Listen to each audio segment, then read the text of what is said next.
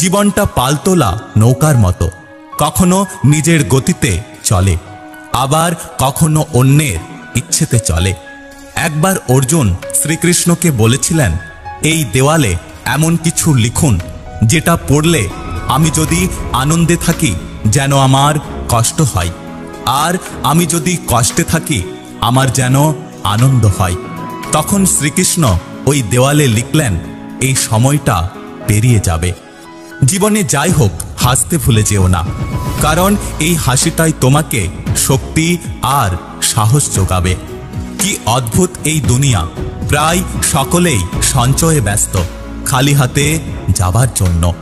তোমার অতীতকে যদি তুমি অতীতেই ছেড়ে আসতে না পারো, তাহলে সেটা তোমার ভবিষ্যৎকে ধ্বংস করে দেবে। একটা কথা সবসময় মনে রেখো, ভদ্রতা আমার দুর্বলতা নয়, এটা হলো আমার বাবা মায়ের দেওয়া শিক্ষা। একজন প্রকৃত পুরুষ পৃথিবীর সবচেয়ে সুন্দর মেয়েটির পেছনে দৌড়ায় না, সে তার পেছনেই দৌড়ায় যে তার পৃথিবীকে সবচেয়ে সুন্দর করে রাখবে। একটা সময় আমাদের কথা শেষ হতো না, আর এখন আমাদের কথাই হয় না। অদ্ভুত খেলায় মেতেছে সবাই, একজন ভালোবাসে, অপরজন গেম খেলে। যারা ঠকেছে তারাই আবার পরে প্রতিশোধের খেলায় মাতছে। ভালোবাসা নয়, এ যেন ভালোবাসার র্যাগিং চলছে। কষ্ট দিতে আমিও জানি, হয়তো চেষ্টা করিনি, কারণ আমি ভালোবেসেছি, অভিনয় করিনি। বিবেক যেখানে অন্ধ, ভালোবাসা সেখানে ঠাট্টার শিকার।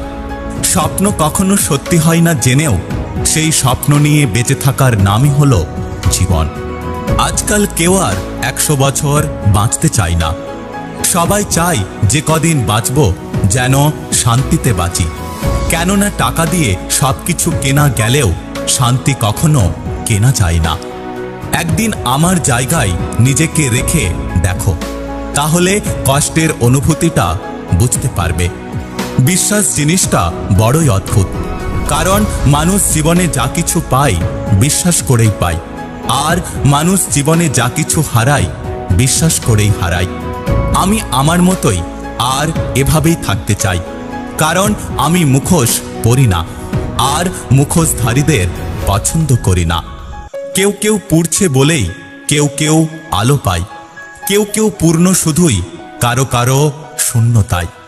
কিছু কিছু মানুষ আছে যারা হঠাৎ করেই বদলে যায়, তারা কখনো ভাবে না তাদের এই হঠাৎ বদলানোর প্রভাবে অন্য কারো জীবনের অনেক ক্ষতির কারণ হয়ে গেল। আমি ভালোবাসাকে ঘৃণা করি না, কারণ ভালোবাসা নিষ্পাপ। আমি তাকে ঘৃণা করি যে নিষ্পাপ ভালোবাসা নিয়ে খেলা করে। যদি ভিডিওটি ভালো লাগে পাশে থাকবেন, আর হ্যাঁ, নিজের খেয়াল অবশ্যই রাখবেন।